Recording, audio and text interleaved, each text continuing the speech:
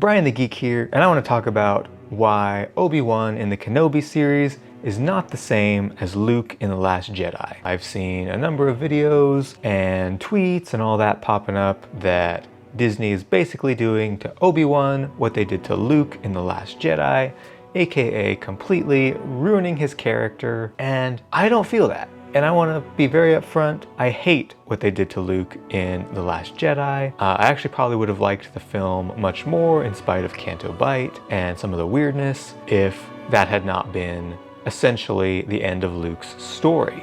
You know, he came back in Rise of Skywalker as a Force ghost, and there was a lot of weirdness with that as well. But, you know, Luke was not Luke in The Last Jedi. That's been hashed out in 1,000 YouTube videos, so I'm not going to go deep into that, other than how it relates to why Obi-Wan is not the same as Luke, and why he does not bother me that he's in a dark place and it did, why Luke was in a dark place. So let's get into all that. One of the big reasons is we're going to see a transformation of Obi-Wan from this broken state that he's in after Revenge of the Sith and in the current timeline in Kenobi, to finding himself, finding his strength, finding his courage, all of that again. We're going to see that. I do believe we'll see that in the rest of the Kenobi show, but I'm certain that he gets there by A New Hope, because obviously we've seen A New Hope. A New Hope has been created. Obi-Wan is back to himself. He is courageous, he's wise, you know, he's taken on the role of the wizard, the mentor, and he confronts Vader. He's strong, he does what needs to be done. So we know he gets there. And that was one of the big fundamental problems with Luke in The Last Jedi, is technically he sort of got there, but the Force projection was a pretty weak way to get there. And it was the end of his life, which was kind of that awful trope of you've essentially wasted your life, and then you make one last heroic act of, you know, self-sacrifice in order to redeem the waste of your life. And that's really where the fundamental difference for me comes in, is where it is in the timeline and how much of their life was wasted, essentially. With Obi-Wan, he lived like the first 30-ish years of his life as a Jedi until Revenge of the Sith. He had to flee, he lost his way, and then he goes through these adventures that we're watching now in the Kenobi series, and somehow he finds his way back to the Force. Very likely he's going to be able to commune with Qui-Gon, get the training he needs, get where he needs to go, you know, emotionally and mentally. And then we get the Obi-Wan that we see in A New Hope. The issue with Luke is that when we left him in Return of the Jedi, he was at the top of his game. He'd redeemed his father. Everything looked bright. And then, you know, we pick up with him some in Mando, and he's working on training the Jedi. And then we know he utterly fails at that. We know there are no other Jedi by The Force Awakens. We learn why. We learn that, you know, he betrayed Kylo, and Kylo basically killed and turned all of the other Jedi students. Then Luke goes and hides for years and doesn't even have any kind of purpose to his hiding. He's just like, peace, I'm out, I screwed up, I'm gonna go hide. And then he never actually leaves the island again. He doesn't take up the call to action. You know, when Rey comes, she doesn't actually convince him to physically go and work with the Resistance. He just stays on the island, does kind of the weakest form of character redemption with his Force projection, and then he just like dies. And that's a terrible character arc for an amazing character. It's good for story to have your heroes go to a really low place. Like, that's good.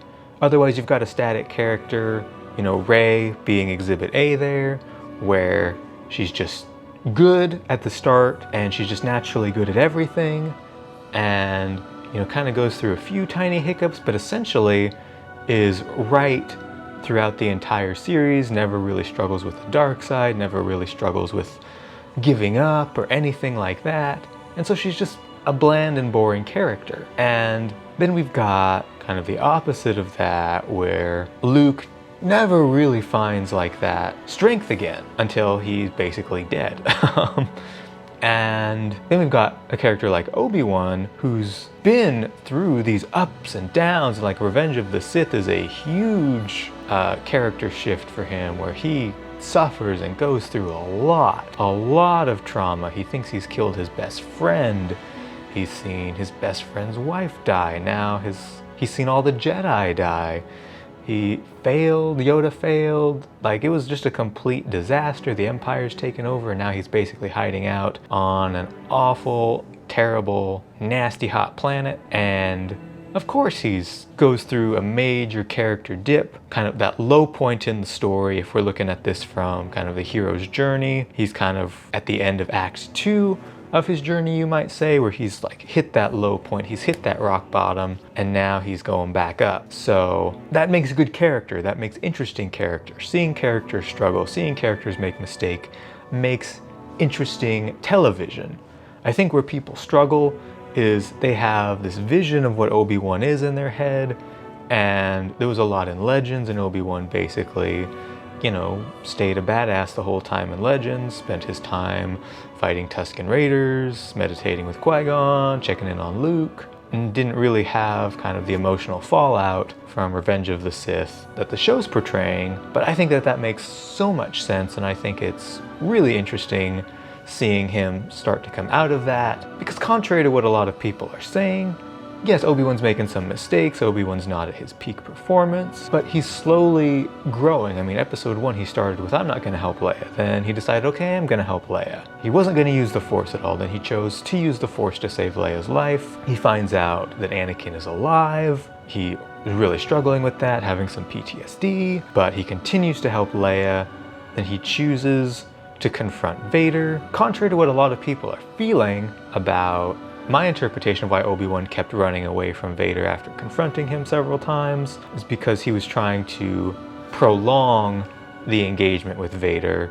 He knew he wasn't necessarily up to par. He knew Vader had been kind of at the peak of his game and Obi-Wan had been neglecting his game, so he was trying to prolong the encounter to hopefully give Leia time to escape, because he didn't necessarily expect to win. And then when he engaged Vader, it didn't go particularly well for him, but he still chose to rise to the challenge, and he fought. Yes, he lost. We're now seeing him probably at the low point in the Kenobi show after having been burned and got his ass handed to him. So this could come out after episode 4 has aired for Kenobi, so some of this may be proved right already, or hopefully not proved wrong.